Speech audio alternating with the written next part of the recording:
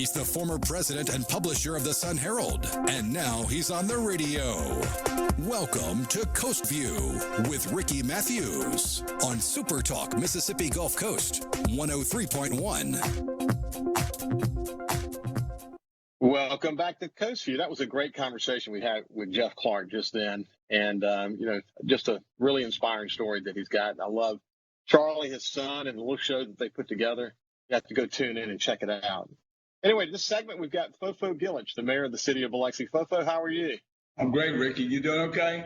I'm doing great, man. I think that, it's just great to be with you, man. Good to be with you, too. I'm on the road. I came to meet Ann's brother and his family, Mark Mahanovich. And we meet once a year, kind of halfway. So we're in Florida and having a little mini family reunion. Well, know them all very well. That's awesome. Just give them my regards, every one of them. I will, man. I will. Hey, listen, before we get into Memorial Weekend, which is, as you know, there are a lot of good signs there. I want to mention to you that Cecilia and Vincent are doing just an incredible job with the daily updates. Well, just thank incredible. You. We won't give them the big head, but they do a good job, and I'm proud of them. So yeah, I see the views continue to rise. So what you and I talked about this before, but what I like about what the city is doing, you've got the newsletter you mail out, then you've got the website, and then you've got Biloxi TV, which is what they're doing, these daily coronavirus updates. They're really hitting on a lot of different cylinders because people get information in different ways. So what you're trying to do is provide multiple platforms so that people can engage with the city in the way they need to, the way they want to engage with the city. Right. And it seems to be really going well. I mean, the importance in this coronavirus moment is to have the latest information right now, what's going on, and they're just doing a great job of sharing that. And I know that that's something that's been very important to you as well. Well, it is. It's so dynamic right now. It's like a dice game at the Savonia Lodge, and we need every kind of angle and every kind of, transparency is the main thing. And we're trying to, analyze every situation and see what play you have to make. And they're a big part of making folks understand this is very, very dynamic. And you and I talked to previous sessions on what things are placed in front of you in order to say this is the way we should go. It's not always right, but at least you always analyze it the same way and have some algorithm, if you will, to pull the trigger. Well, I said this before, I'll say it again, but you came from a computer science background, so when you talk about algorithm, you really do mean it. But you're in the problem-solving business, so that's just the way your mind works. And you're right. This is a very, very dynamic situation. I mean, look, here's the situation. We've got a real competitive opportunity here in coastal Mississippi. I talk about it every single day on my show that we're in a competitive advantage because we're a drive-in market. That's number one. And we're easy to get to, so we're strategically located geographically in the United States. We've got big, gigantic, long beaches from Jackson to Hancock County. People can go out and spread out. We've got, lots of restaurants. And now the casinos are open, and the casinos get it. And what we're trying to manage toward living in this situation for the next 6 to 12 months at least. So the need to send the message to the rest of the world that the Mississippi Gulf Coast is a very safe place to visit is so important, isn't it? Yep. No, it is. And just to give you, you touched on a lot of things in that statement. And it really means a lot. But to give you an example about where we are, I think it was in the New York Times Mother's Day weekend. The hint was a gambler's alternative mecca to Las Vegas and Atlantic City. And the answer was in the New York Times was Biloxi, Mississippi. And we're in a, Biloxi is a good bet, is what I'm betting, and we'll move forward and with that in mind, though. So we know our stance and position, I think, but it's all up to doing what we need to do in order to not have this thing happen in the next few months. Just stay the course, and we'll be all right. So what's interesting about the casinos, because so goes the casinos and their success, so goes coastal Mississippi, because they're such a big part of the tourism sector. And tourism, as I've said so many times on the show before, They're number 2 industry behind military spending and defense spending. So it's really important that we get this right.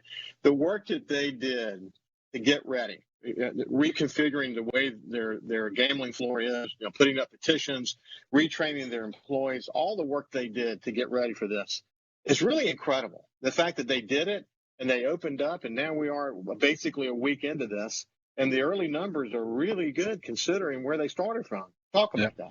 Well, I think, there was almost everything was pent up. So whether it was, some of the incentive, the CARES Act incentive, and whether, I know a local seafood dealer who had like a record, $50,000 worth of retail sales in one Saturday, because things are, people are anxious. And I don't know how long that those funds and the position a lot of folks are in right now, but it's there. I mean, it's potential energy, potential, you got kinetic energy. That's where we operate on it, but potential energy is way up there. So we just got to figure out how to safely, convert that into the things that we need and meaningful to coming back, and that's the main thing. So what are you hearing from the casino? Yeah. I think it was the gross gaming revenue is what was left in the casinos, and it's not the EBITDA, not the profit, but I think it was up $5 million over the same weekend last year. So that's a good sign. The same Memorial Day weekend. And that's incredible. Yeah. Well, we were on a tear in the first part of this year, and even in March. I mean, it was last year, in the 8 casinos in Biloxi generated $903 million of gross gaming revenue.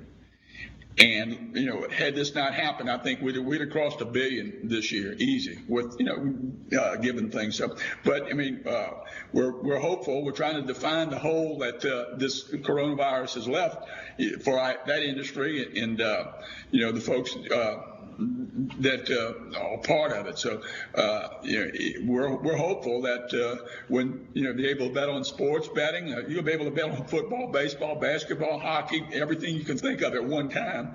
That'll be a little bit of the comeback trail, but also the, just a normal tourist. Folks are hesitant to jump on planes now, and I think Steve Wynn was on the TV the other day talking about Las Vegas's challenges to get people coming back to Las Vegas on a plane.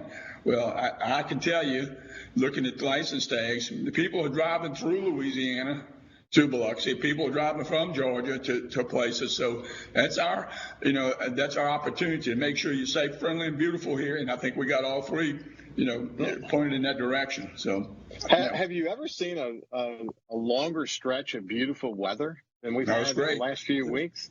It's great. It's great. I'm not complaining. But, you talked about this the last time we talked. I think people have to continue to realize that they cannot let their guard down, that we haven't just flipped a switch.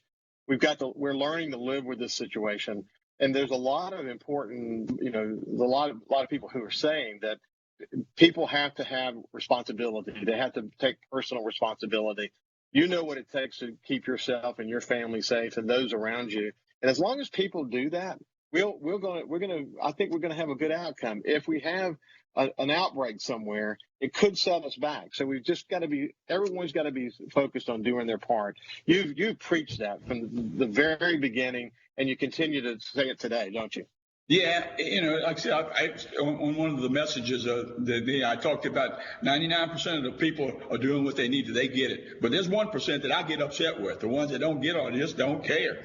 And, you remember there was in the old days as far as smoking, and, they finally came to the conclusion that even, it's your right to smoke, but not the right to make everyone else smoke. And it's similar to that, not the same thing. But, I mean, it's along those lines. You got to protect yourself and protect your family and protect, the community. And without really, this is America. We went through it in 1918. There's been some great, Jane Chamber wrote recovered some articles in the Daily Herald about the influenza in 1918 and just talking about the things that happened then, as far as shutting down theaters and shutting down hardware stores and restaurants and all of that. So it's, we went through this before, just you and I weren't around, and, we'll do it again. And, hopefully, in September, we're 75%, 80% of the normal business, and I'll be happy. We're in a situation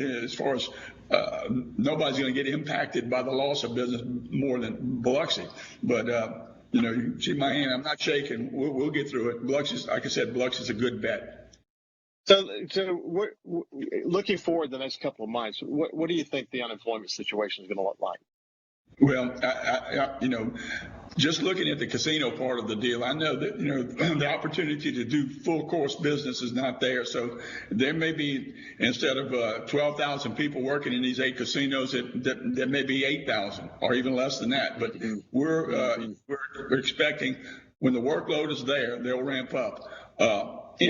It's not unreasonable what they're doing and what the gaming commission and them have asked to do it. And I think you can see Las Vegas and looking at what we're doing. And I think the CEO of MGM was here the other day, so he was looking at and explaining the reasoning why they wanted to wait to June 1st. Beau Rivage was not open during Memorial Day weekend. Right. So well, hey, let's do this. We'll come back. Let's come back, and I heard an interview with Travis Lund about sending employees up to Gold Strike and all the preparations that they're going through. So why don't we do? We'll come back to that on the other side. Sure. Right. This is FoFo Gilich, the mayor of the city of Biloxi, and we'll be back after this break. Follow SuperTalk Mississippi Gulf Coast 103.1 on Facebook. Facebook.com/SuperTalk MS Coast 103.1. Talking to the people that help make the coast such a unique place to live. This is Coast View with Ricky Mathews on SuperTalk Mississippi Gulf Coast 103.1.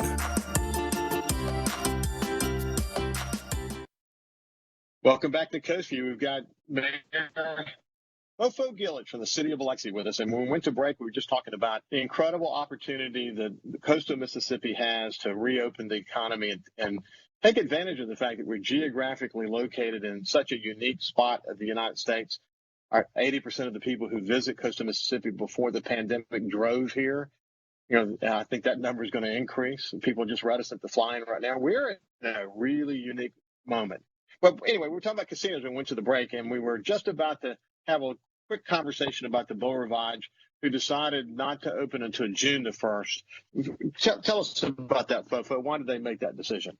Well, again, I think they have a number of properties in Las Vegas, and this was a 5-star sort of location for them, and a good way to pilot, find out what mistakes and what things that are unknown for them at this point. So they'll have a few days to in action, I think, on the 1st or 2nd when they'll come online, and then of course that will be that experience will be run back to all of the rest of their properties.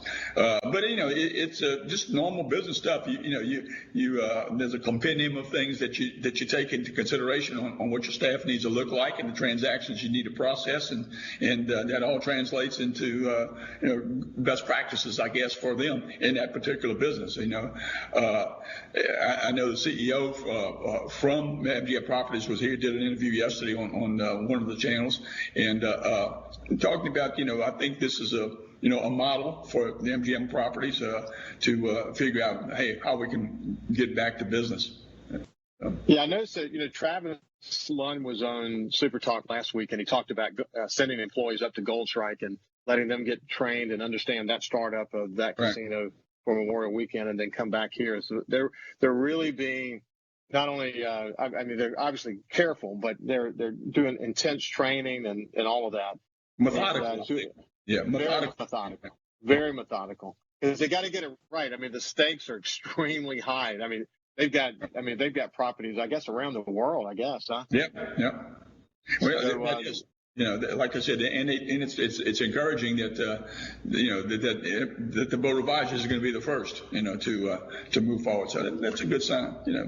What kind of finish your thought. You were about. No, I said, talking about the beaches and so forth. I literally, other than one time I drove to Jackson, I've been driving up and down the beach, and even with the crowds coming, the beach is very comfortable, very beautiful, and then you don't see some of the social distancing issues that we've seen across the country. So it's very cool at this point in time. Yeah, I had Tish Williams on yesterday, and Tish from the Hancock County Chamber. She said that people just flocking to the beaches in Hancock County, and of course that's the case here. Well, I think that I talked about before, but me being in Desert now, and then across to Orange Beach and Gulf Shores and the Mississippi Gulf Coast, which is watching the national media kind of go crazy about people going to the beach.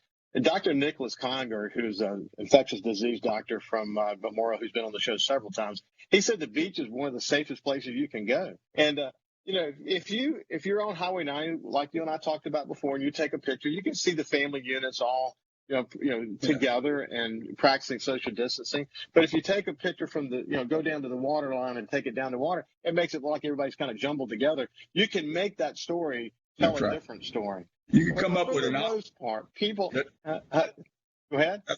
That was an optical conclusion. That's what I call that, an optical conclusion. An optical conclusion for sure. You send the thought that everybody is just ignoring the pandemic, which is not the case at all. People are not ignoring the pandemic. The family units are staying together and enjoying the outdoors. And as Dr. Conger said, that's one of the safest places you can be. So, we're lucky to have the beach. The beach is one of the most, I think it's probably in terms of natural resource, one of the most critical attractions we've got.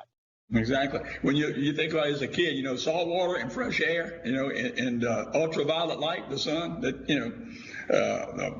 everybody was encouraged to go jump in the water. Salt water cures everything. So, that was, when I was a kid, that was the solution. But anyway, there's a lot of sense to it. You hear, things change every day when it comes to, what works, and what, hydrogen peroxide spray and ultraviolet light and all these other things. A lot of things are coming to light after we've had months of this experience. So it's a moving target on what you can what's good for you and what's not good for you. So I think we're gonna continue though to enjoy I think a great summer. It will be very interesting to see as the numbers continue to come back. Can we recover some of the losses in terms of just running revenues to the city, revenues to the school systems? All these things are obviously up in the air now. We don't really know where we're going to land. We know there's going to be a hole. We just hope it's not too deep a hole that requires the city to have to cut vital services and all that. I know you're thinking about that. We've got actually less than a minute to go, but I bet when you start thinking about the budget, it keeps you up at night. Well, it does, but truthfully, we had talked a little bit about in my heart and my gut, Biloxi is a good bet, and it's just a temporary, it's just money, okay? Literally, we talked a little bit about the FEMA and the $17 million that was owed to us, and I've been in a lot worse problems, I can tell you, since 2015, and so my hand doesn't shake too much. So we'll get to this. As I said many times, we're lucky to have you. You're a problem solver. That's what you do, and you've been a great leader for the city. And so we're coming to the end of our time together, but I'll touch base with you again in a couple of weeks. Anytime. Well, do appreciate it. Y'all have a great reunion, and tell everybody, give them all a hug for me, okay? I will, buddy. Thank you very much. Okay, thank you. This is Gilich from the city of Biloxi. You can also listen live to SuperTalk Mississippi Gulf Coast 103.1 on your Amazon Alexa devices. Once you've enabled the skill, just say, Alexa, open SuperTalk Mississippi Gulf Coast.